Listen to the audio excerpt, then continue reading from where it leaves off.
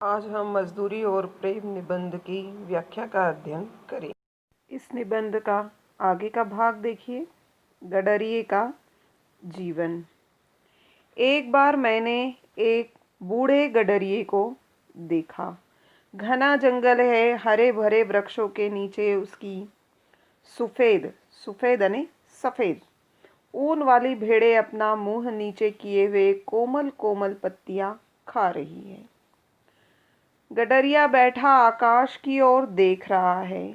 ऊन काटता जा रहा है। वह उन भेड़ों के रेशों से ऊन निकालता जा रहा था। उसकी आंखों में प्रेम की लाली छाई हुई थी। उसकी आंखों में उस समय उन भेड़ों के प्रति प्रेम झलकता हुआ दिखाई दे रहा था। वह निरोगता की पवित्र मदिरा से मस्त हो रहा था। वह निरोगता यानी स्वस्थ जीवन। वह अपने स्वस्थ जीवन में, जीवन की पवित्र मदिरा में मस्त हो रहा है। बाल उसके सफेद क्यों न हो सफेद, सफेद भेड़ों का मालिक जो ठहरा, परंतु उसके कपोलों से लाली फूट रही थी। कपोलों ने गाल। बर्फानी देशों में वह मानो विष्णु के समान क्षीर सागर में लेटा है। उन भेड़ों के बीच में कार्य करता हुआ वह गडरिया लेखक को ऐसा लग रहा था मानो बर्फीले देशों में वह भगवान विष्णु के समान क्षीर सागर यानी सफेद सागर में लेटा हुआ है। उसकी प्यारी स्त्री उसके पास रोटी पका रही है। उसकी प्रिय पत्नी वहां समीप बैठकर ही रोटी बना रही है। उसकी दो जवान कन्याएं हैं, उसके साथ जंगल जंगल भेड़ चराती घूमती है। अपने माता पिता और भेड़ों को छोड़कर उन्होंने किसी को नहीं देखा। मकान इनका बेमकान है। इनका घर इनका बेघर है। ये लोग बेनाम और बेपता है। लेखक ने बताया कि गडरिये का जो जीवन होता है वह खाना बदोश होता है। वे जहाँ जाते हैं वहीं पर रहने लग जाते हैं। वे भेड़ों के साथ में जहाँ जहाँ पहुँचते हैं वहीं पहुँचकर अपना घर बना लेते हैं। तो लेखक ने कहा है कि इनका अपना कोई घर बार नहीं होता है और ये लोगों से इनकी कोई जान पहचान नहीं होती है। ये केवल अपने जंगल, अपनी भेड़ों तक ही सीमित होते हैं। किसी के घर में न घर कर बैठना, इस दारे फानी में ठिकाना बेठिकाना मका बरालो मका रहना, यानी जहाँ पर ये भेड़ ले जाते हैं वहीं पर अपना घर बना लेते हैं। इस दिव्य परिवार को कुटी की जरूरत नहीं है। लेखक बताते हैं कि इस परिवार को अपनी कुटिया भी बनाने की जरूरत नहीं है। जहाँ जाते हैं घास की झोपड़ी बना लेते हैं। दिन को सूर्य और रात को तारागण इनके सखा हैं। ये जहाँ अपनी भेड़ों के साथ जाते हैं वहीं पर घास के तिनकों से झोपड़ी बना लेते हैं। दिन को सूर्य और रात के समय तारे इनके मित्र होते हैं। गडरिये की कन्या पर्वत के शिखर के ऊपर खड़ी सूर्य का अस्त होना देख रही है। लेखक ने देखा कि गडरिये की जो बेटी है वह पर्वत के ऊंचे शिखर पर अस्त होते हुए सूर्य को देख रही है। उनकी सुनहली किरणें इसके लिए लावण्यमय मुख पर पड़ रही है। यह सूर्य को देख रही है और वह उसको देख रहा है। लेखक बताते हैं इसकी सूर्य की सुनहरी किरणें उस कन्या के, गडरिये की बेटी के सुंदर मुख पर लावण्यमय यानी लालिमा से युक्त, सुंदर लालिमा से युक्त मुख पर पड़ रही थी। उस समय ऐसा लग रहा था जैसे सूर्य उस कन्या को देख रहा है और वह कन्या सूर्य को देख रही ही हुए थे। आंखों में कल इशारे, इधर हमारे उधर तुम्हारे, चले थे अश्कों के क्या फवारे, इधर हमारे उधर तुम्हारे। इस दृश्य को देखकर लेखक को ये पंक्तियाँ याद आई। बोलता कोई भी नहीं है। इस समय जो दृश्य उपस्थित हो रहा था, दोनों एक दूसरे को देख रहे थे, उनमें से कोई भी एक दूसरे से बात नहीं करता है। सूर्य उसकी युवा अवस्था की पवित्रता पर मुग्ध है, मुग्ध यानी मोहित, और वह आश्चर्य के अवतार सूर्य की महिमा के तूफान में पड़ी नाच रही है। इनका जीवन बर्फ की पवित्रता से पूर्ण और वन की सुगंधि से सुगंधित है। लेखक बताते हैं कि गडरिये का जो जीवन है वह बर्फ के समान स्वच्छ और पवित्र होता है और वन की सुगंध के तरह सुगंधित होता है। इनका मुख, शरीर और अंतःकरण सफेद, इनकी बर्फ, पर्वत, भेड़े सफेद। अपनी सफेद भेड़ों में यह परिवार शुद्ध सफेद ईश्वर के दर्शन करता है। लेखक बताते हैं कि इनका बाह्य और आंतरिक स्वरूप सफेद ही होता है और ये सफेद भेड़ों के साथ ही जीवन यापन करते हैं। इस तरह इनका सारा जीवन सफेदमय होता है और उसी सफेद रंग में ये ईश्वर के दर्शन करते हैं। उस सफेद रंग को, उस सफेद जीवन को ही ये अपना सब कुछ मानते हैं।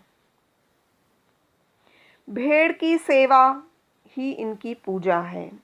जरा एक भेड़ बीमार हुई कि सब परिवार पर विपत्ति आई। ये जीवन भर उस भेड़ की सेवा करते हैं और उसकी सेवा करना ही इनकी सबसे बड़ा कर्म है। जरा उनमें से यानी उन भेड़ों में से यदि कोई एक बीमार हो जाती है तो उस परिवार पर मुसीबत आ जाती है। दिन रात उसके पास बैठ काट देते हैं। जब तक वो भेड़ बीमार रहती है पूरे समय उसी के पास बैठे रहते हैं। उसे अधिक पीड़ा हुई तो सबकी आंखें शून्य आकाश में किसी को देखने लग गई। यदि उस बीमार भेड़ को यदि ज़्यादा दर्द हुआ तो ये सूने आकाश की ओर देखने लगते हैं। पता नहीं किसे बुलाते हैं। लेखक विचार करते हैं कि ऐसा करके न जाने वे किसे बुलाते हैं। हाथ जोड़ने तक की इन्हें फुर्सत नहीं है। ये इतने श्रमी होते हैं, इतने मेहनती होते हैं कि ईश्वर के समक्ष इन्हें हाथ जोड़ने की भी फुर्सत नहीं मिलती है। पर हाँ, इन सब की आंखें किसी के आगे शब्द रहित, संकल्प रहित मौन प्रार्थना में खुली है। लेखक बताते हैं कि ये इनके पास ईश्वर के समक्ष हाथ जोड़ने का समय नहीं होता है, लेकिन इनकी आंखें किसी अज्ञात ईश्वर के समक्ष शब्द रहित, संकल्प रहित मौन प्रार्थना में खुली रहती है। 2 रातें इसी तरह गुजर गई। जब तक इनकी भेड़ बीमार रहती है ये तब तक उसी में लगे रहते हैं। इनकी भेड़ अब अच्छी है, इनके घर मंगल हो रहा है। जब वह बीमार भेड़ अच्छी हो जाती है तो इनके घर का सारा वातावरण मंगलमय हो जाता है। सारा परिवार मिलकर गा रहा है, सारा परिवार मिलकर खुशियां मनाता है। इतने में नीले आकाश पर बादल गिरे और झमझम बरसने लगे। लेखक बताते हैं कि जब इनका सारा परिवार खुश होता है तो लेखक ने देखा कि नीले आकाश में गिरे हुए बादल बरसने लगते हैं। मानो प्रकृति के देवता भी इनके आनंद से आनंदित हुए। ऐसा लगता है कि प्रकृति, ईश्वरीय प्रकृति भी इनकी खुशी से प्रसन्न हुई है। बूढ़ा गडरिया आनंद मत होकर नाचने लगा और बूढ़ा गडरिया भी खुश होकर अपनी ही मस्ती में नाचने लगता है। वह कहता कुछ नहीं, रग रग उसकी नाच रही है। वह उस समय अपनी वाणी के माध्यम से कुछ नहीं कहता है, लेकिन उसका रोम रोम उस समय नाच रहा होता है। पिता को ऐसा सुखी देख दोनों कन्याएं एक दूसरे का हाथ पकड़कर पहाड़ी राग अलापना आरंभ कर दिया। अपने पिता को इस तरह खुश देखकर दोनों बेटियों ने भी एक दूसरे का हाथ पकड़कर पहाड़ी गीत गाना शुरू कर दिया। साथ ही धम धम नाच की उन्होंने धूम मचा दी। मेरी आंखों के सामने ब्रह्मानंद का समा बांध दिया और इस दृश्य को देखकर लेखक को ऐसा लगा कि उनके सामने आनंद का एक समा बंध गया। उन्हें ऐसा लगा कि साक्षात ईश्वर उनके समक्ष खड़े हैं। मेरे पास मेरा भाई खड़ा था। इस दृश्य को देखते समय लेखक कहते हैं कि मेरे पास ही मेरा भाई खड़ा था। मैंने उससे कहा, भाई अब मुझे भी भेड़ दो। लेखक गडरिये के सरल और मेहनतपूर्ण जीवन को देखकर बहुत प्रभावित होता है। उसने अपने भाई से कहा कि वह भी भेड़ चराने वाले गडरिये के समान जीवन व्यतीत करना चाहता है। ऐसे ही मुक्त जीवन से मेरा भी कल्याण होगा। लेखक को ऐसा लगता है कि गडरिये के समान इस तरह जीवन व्यतीत करने से ही लेखक को सच्चा आनंद प्राप्त होगा। विद्या को भूल जाऊं तो अच्छा, मेरी पुस्तक खो जाए तो उत्तम। इस प्रकार लेखक को लगता है कि गडरिये का जो जीवन है वह सरल और प्राकृतिक जीवन है। उन्हें ऐसा लगता है कि वह विद्या को भूल जाए। उन्होंने अभी तक जो ज्ञान प्राप्त किया है वह भूल जाए, क्योंकि उन्हें ऐसा लगता है कि ज्ञान सरल और प्राकृतिक जीवन जीने में बाधक होता है। ऐसा होने से कदाचित इस वनवासी परिवार की तरह मेरे दिल के नेत्र खुल जाए और मैं ईश्वरीय झलक देख सकूं। लेखक को ऐसा लगता है कि उन्होंने जितना भी ज्ञान प्राप्त किया है वह भूल जाए और उनकी पुस्तकें खो जाए। ऐसा होने पर वन में रहने वाले उस गडरिये परिवार की तरह उनके मन की आंखें भी खुल जाए और उनको ईश्वर के दर्शन हो सके। चंद्र और सूर्य की विस्तृत ज्योति में जो वेद गान हो रहा है उसे गडरिये की कन्याओं की तरह सुन सकूं। सूर्य और चंद्रमा का जो प्रकाश इस समय चारों ओर फैला हुआ है और उसमें वेद मंत्रों की जो गूंज फैल रही है उसको गडरिये की लड़कियों की तरह वह भी सुन सकेगा। यदि उन्हें सुन नहीं सकेगा तो प्रत्यक्ष देख लेगा। कदाचित प्रत्यक्ष देख सकूं। कहते हैं ऋषियों ने भी इनको देखा, सुना न था। ऐसा लेखक का मानना है कि ऐसा कहा गया है कि ऋषियों ने भी इनको केवल देखा था, इनके बारे में सुना नहीं था। पंडितों की उटपटांग बातों से तो मेरा जी उकता गया है। प्रकृति की मंद मंद हंसी में भी ये अनपढ़ लोग ईश्वर के हंसते हुए होठ देख रहे हैं।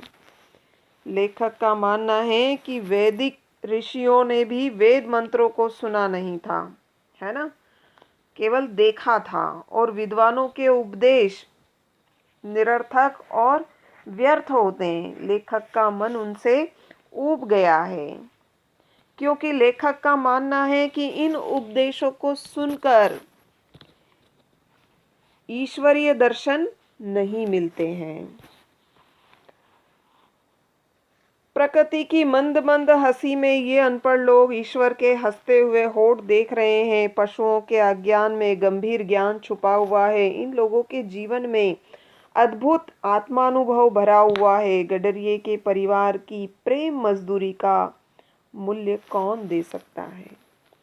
लेखक बताते हैं कि बिना पढ़े लिखे ये लोग ईश्वर के हंसते हुए स्वरूप का दर्शन कर रहे हैं, क्योंकि इनका जीवन बड़ा आनंदपूर्ण और प्राकृतिक होता है। और ये जो पशु हैं ये अज्ञानी होते हैं, किंतु उनको ईश्वर का बड़ा गहरा ज्ञान होता है। वन का स्वाभाविक जीवन जीने वालों को जीवन का विचित्र आत्मिक अनुभव होता है। इन लोगों के जीवन में अद्भुत आत्मानुभव भरा हुआ है। इन लोगों के जीवन में प्राकृतिक आत्म अनुभव भरा होता है। लेखक कहते हैं कि गडरिये के परिवार का प्रेम और उसके द्वारा किया गया श्रम अमूल्य है, उसकी कीमत नहीं चुकाई जा सकती है। यहाँ पर लेखक ने श्रमपूर्ण और निश्चल प्रेम, गडरिये का जो जीवन होता है वह प्रेम से भरा जीवन होता है और बड़ा आनंददायक होता है। ऐसे लोगों को, अर्थात ऐसे श्रम करने वाले लोगों को ईश्वर का दर्शन बड़ी सरलता से प्राप्त होता है। यहाँ पर लेखक ने यह भी बताया है कि ज्ञान आत्मिक प्रसन्नता यानी स्वयं की प्रसन्नता और सरलता में बाधक होता है, बाधा उत्पन्न करता है। आगे देखिए, मजदूर की मजदूरी। आपने 4 आने पैसे मजदूर के हाथ में रखकर कहा, यह लो दिन भर की अपनी मजदूरी। वाह क्या दिल लगी है। हाथ, पैर, सिर इत्यादि सब के सब अवयव उसने आपको अर्पण कर दिए। ये सब चीज़ें उसकी तो थी ही नहीं, ये तो ईश्वरीय पदार्थ हैं। जो पैसे आपने उसको दिए वे भी आपके न थे। यहाँ पर लेखक ने मजदूर के द्वारा जो श्रम किया जाता है, उस श्रम के बदले जो मूल्य दिया जाता, हम मूल्य देकर हम बड़े अपने आप को गौरवान्वित महसूस करते हैं। लेकिन यहाँ लेखक बताना चाहते हैं कि आप 4 आने पैसे किसी मजदूर के हाथ में रख कर कहते हैं कि यह लो तुम्हारे दिन भर की कमाई।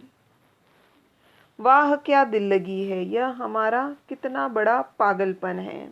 जिस व्यक्ति ने हाथ, पांव, सिर, आंखें इत्यादि शरीर के सारे अंग उसने आपको अर्पण कर दिए, यानी आपका कार्य करने के लिए उसने शरीर के सभी अंगों को समर्पित कर दिया। ये सब चीज़ें उसकी तो थी ही नहीं। यद्यपि शरीर के जितने भी अवयव हैं वह उसके अपने तो है ही नहीं, ये तो सब ईश्वर के दिए हुए हैं। लेकिन जो पैसे आपने उसे दिए हैं वो भी तो आपके नहीं हैं, वे भी तो पृथ्वी से निकली हुई धातु के टुकड़े हैं। जिन रुपयों को आपने दिया है, जिन सिक्कों को आपने दिया है, वे भी तो धरती से निकले हुए धातु के टुकड़े ही हैं। इसलिए ये धातु के टुकड़े भी क्या है, ईश्वर के द्वारा निर्मित थे।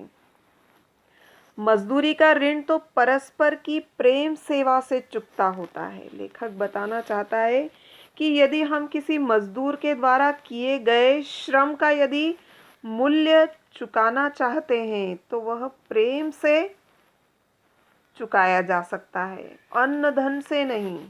अनाज देकर या धन देकर नहीं चुकाया जा सकता है, वे तो दोनों ही ईश्वर के हैं। अनाज और धन ये दोनों ही ईश्वर के दिए हुए हैं। अन्न धन वही बनाता है, जल भी वही देता है। अनाज और धन और जल भी ईश्वर के द्वारा ही प्राप्त होता है। एक जिल्द साज ने मेरी एक पुस्तक की जिल्द बांध दी, मैं तो इस मजदूर को कुछ भी नहीं दे सका। लेखक यहाँ एक उदाहरण देते हुए बताते हैं कि एक बार एक जिल्द साज ने, जिल्द पुस्तक पर जिल्द चढ़ाने वाले श्रमिक मजदूर ने उनकी पुस्तक पर जिल्द चढ़ा दी। लेकिन लेखक का ने विचार किया कि उस श्रमिक को, उस मजदूर को वे कुछ भी नहीं दे सके, परंतु उसने उम्र भर के लिए विचित्र वस्तु मुझे दे डाली। लेकिन उसने अपने कार्य से जीवन भर के लिए मुझे एक अनोखी वस्तु दे दी। जब कभी मैंने उस पुस्तक को उठाया तो मेरे हाथ जिल्द साज के हाथ पर जा पड़े। जब जब मैंने उस पुस्तक को पढ़ने के लिए अपने हाथों में लिया तो मुझे उस जिल्द साज की, जिसने उस पुस्तक पर जिल्द चढ़ाई थी, उसके बारे में मुझे विचार आ गया। पुस्तक देखते ही मुझे जिल्द साज याद आ जाता है। जब जब मैं उस पुस्तक को पढ़ता हूँ तब तब मुझे उस श्रमिक के द्वारा जिल्द साज श्रमिक के द्वारा किए गए कार्य की मुझे याद आ जाती है। वह मेरा आमरण मित्र हो गया। वह मेरा हमेशा के लिए मित्र बन गया। पुस्तक हाथ में आते ही मेरे अंतःकरण में रोज भरत मिलाप सा समा बंध जाता है। उस पुस्तक के हाथ में ही मेरे अंतःकरण में अर्थात मेरे हृदय में जिस प्रकार की भरत राम से मिले थे, उसी तरह मेरा मिलाप उस श्रमिक से हो जाता है। तो यहाँ पर लेखक बताना चाहते हैं कि मजदूर के द्वारा जो श्रम किया जाता है उसका मूल्य हम पैसों से नहीं चुका सकते हैं। उसका मूल्य हम प्रेम के द्वारा चुकाया जा सकता है। लेखक बताना चाहते हैं कि किसी मजदूर को उसके काम की मजदूरी पैसे के रूप में नहीं दी जा सकती है। उसका श्रम अमूल्य होता है। उसके द्वारा जो श्रम किया जाता है उसका कोई मूल्य नहीं होता है। उसका मूल्य प्रेम से चुकाया जा सकता है। तो आगे देखिए। गाड़े की एक कमीज को अनाथ विधवा सारी रात बैठकर सीती है। साथ ही वह अपने दुख पर रोती भी है। दिन को खाना न मिला, रात को भी कुछ मयस्सर न हुआ। मयस्सर यानी उपलब्ध नहीं होना, उपलब्ध। अब वह एक एक टाके की आशा करती है कि कमीज कल तैयार हो जाएगी, तब कुछ खाने को मिलेगा। यहाँ पर लेखक बताते हैं कि एक माँ और एक विधवा, गाड़े की एक कमीज को एक अनाथ विधवा सारी रात बैठकर सिलती है ना। तो उसके साथ वह अपने दुख पर भी रोती है। आशा करती है कि कमीज कल तैयार हो जाएगी, जब कुछ खाने को मिलेगा। जब वह थक जाती है तब ठहर जाती है, सुई हाथ में लिए हुए। कमीज घुटने तक बिछी हुई है। उसकी आंखों की दशा उस आकाश के जैसी है जिसमें बादल बरसकर अभी अभी बिखर गए हैं। खुली आंखें ईश्वर के ध्यान में लीन हो रही है। कुछ काल के उपरांत हे राम कहकर उसने फिर सीना शुरू कर दिया। इस माता और इस बहन की सिली हुई कमीज मेरे लिए शरीर का नहीं, मेरी आत्मा का वस्त्र है। इसका पहनना मेरी तीर्थ यात्रा है। कमीज में उस विधवा के सुख दुख और प्रेम की पवित्रता के मिश्रण से मिली हुई जीवन रूपिणी गंगा की बाढ़ चली आ रही है। ऐसी मजदूरी, ऐसा काम, प्रार्थना, संध्या, नमाज से क्या कम है। शब्दों से तो प्रार्थना हुआ नहीं करती। ईश्वर तो कुछ ऐसी ही मुक्त प्रार्थनाएं सुनता है और तत्काल सुनता है। प्रेम मजदूरी। यहाँ पर लेखक यह बताना चाहते हैं कि किसी मजदूर को उसके काम की मजदूरी पैसे के रूप में नहीं चुकाई जा सकती है। उसका मूल्य प्रेम से चुकाया जा सकता है।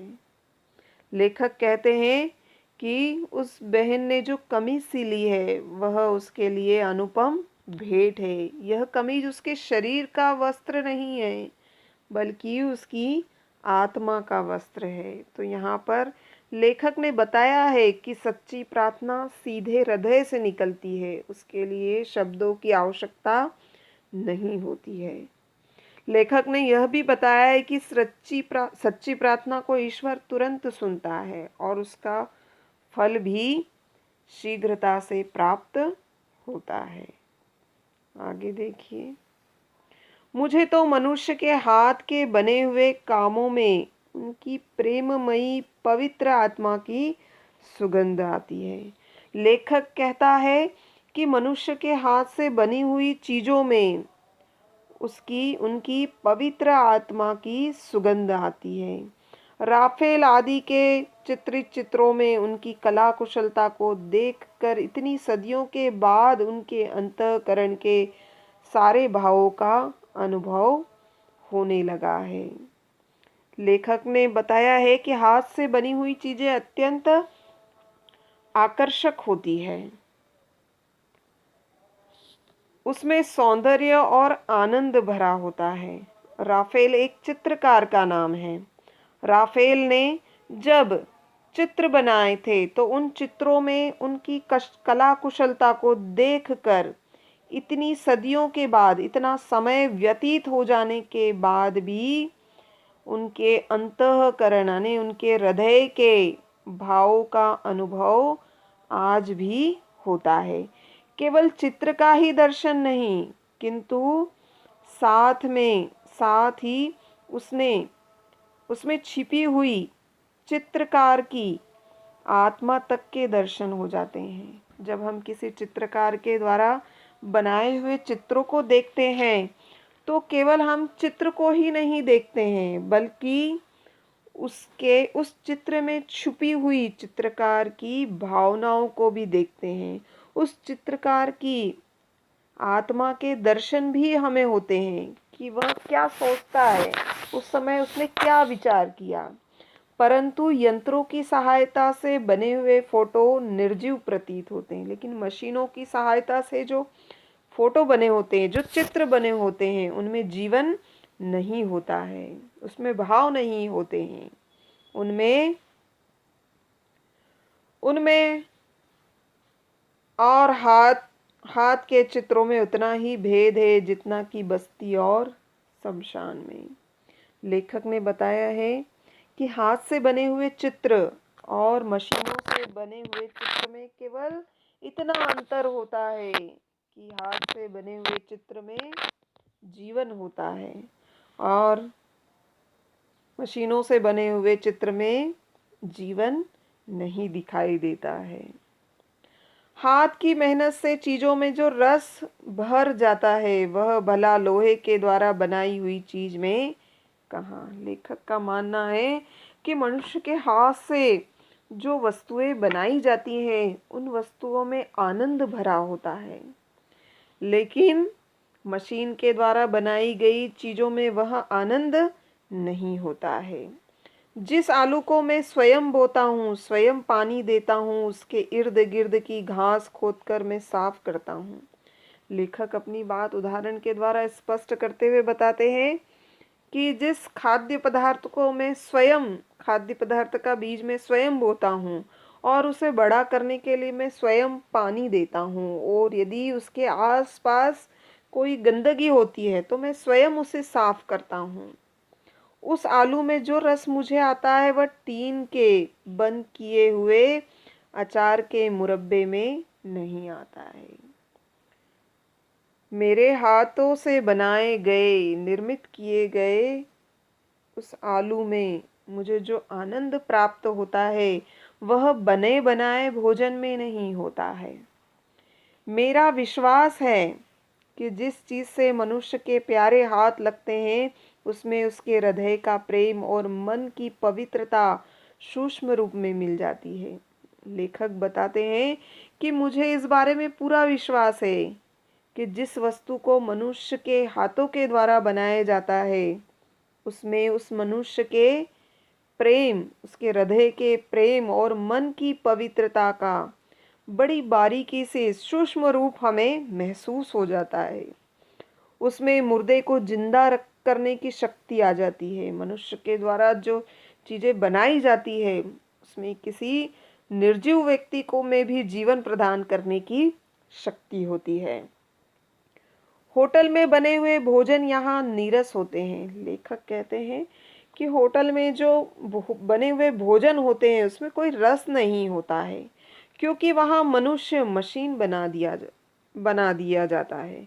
क्योंकि वहाँ पर बनाने वाला जो मनुष्य होता है वह मशीन हो जाता है, क्योंकि उसे पता नहीं होता है कि वह किसके लिए भोजन बना रहा है।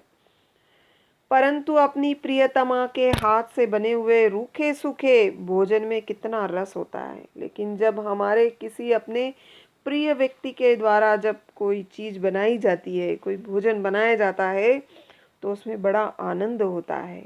भले ही वह रूखा सूखा हो, लेकिन उसमें एक आनंद होता है। जिस मिट्टी के घड़ों को कंधों पर उठाकर मीलों दूर उसमें मेरी प्रेम मग्न प्रियतमा ठंडा जल भर लाती है, उस लाल घड़े का जल जब मैं पीता हूँ, तो जल क्या पीता हूँ, अपनी प्रेयसी के प्रेमामृत का पान करता हूँ। जो ऐसा प्रेम प्याला पीता हो, उसके लिए शराब क्या वस्तु। प्रेम से जीवन सदा गदगद रहता है। मैं अपनी प्रेयसी की ऐसी प्रेम भरी, रस भरी, दिल भरी सेवा का बदला क्या कभी दे सकता हूँ। यहाँ पर लेखक बताना चाहते हैं कि मनुष्य के हाथ की मेहनत से बनी हुई चीज़ें और उसमें जो मन की पवित्रता और प्रेम की पवित्रता समाहित होती है, उसका आनंद ही अलग होता है। तो यहाँ पर लेखक बताना चाहता है कि हाथ से बनी हुई वस्तुओं में और उसको बनाने का जो प्रेम होता है, जो पवित्रता का भाव होता है, वह उस वस्तु को आकर्षक बना देता है।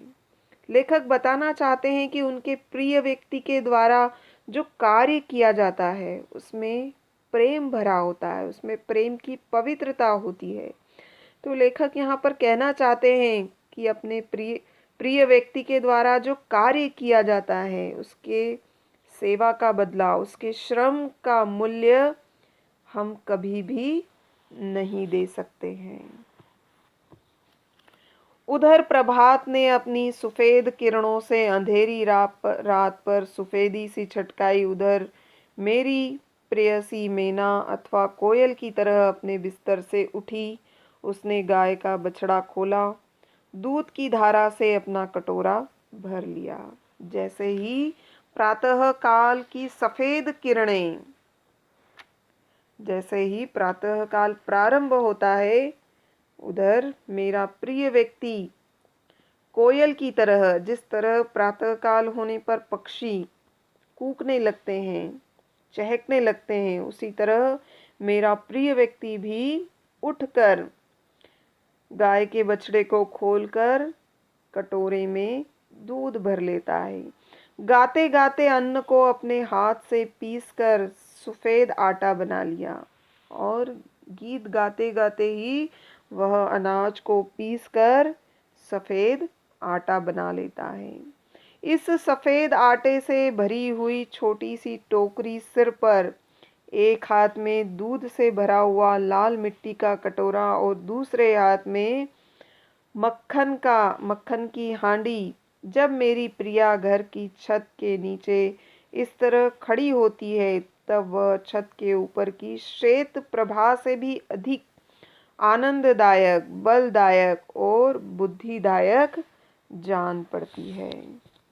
लेखक यहाँ बताना चाहते हैं कि उनका जो प्रिय व्यक्ति है, वह जब स्वयं अपने हाथों से कार्य करता है, तो वह अत्यधिक आनंद प्रदान करने वाला और शक्ति देने वाला और बुद्धिमान मालूम होता है। उस समय वह उस प्रभा से अधिक रसीली, अधिक रंगीली, जीती जागती, चैतन्य और आनंदमयी प्रातःकालीन शोभा सी लगती है। उस समय वह प्रातः काल की चमक से भी अधिक आनंद प्रदान करने वाली, रंगों से युक्त और जीती जागती प्रातःकालीन सौंदर्य की तरह दिखाई देती है। मेरी प्रिया अपने हाथ से चुनी हुई लकड़ियों को अपने दिल से चुराई हुई एक चिंगारी से लाल अग्नि में बदल देती है। लेखक बताते हैं कि उनका प्रिय व्यक्ति जंगल से स्वयं लकड़ी एकत्रित करता है, और जब वह उनको चूल्हे में रख कर जलाती है, तो ऐसे लगती है जैसे उनके मन में भीतर छिपी किसी चिंगारी ने उन लकड़ियों में आग पैदा कर दी हो। जब वह आटे की छलनी से छानती है, तब मुझे उसकी छलनी के नीचे एक अद्भुत ज्योति की लो नजर आती है। लेखक बताते हैं कि छलनी के नीचे जब वह छलनी से लेकर आटे को छानती है, तो छलनी के नीचे गिरते आटे में लेखक को एक विचित्र प्रकाश के, एक विचित्र ज्योति के दर्शन होते हैं। जब वह उस अग्नि के ऊपर मेरे लिए रोटी बनाती है, तब उसके चूल्हे के भीतर मुझे तो पूर्व दिशा की नभो लालिमा से भी अधिक आनंददायी लालिमा दिख पड़ती है।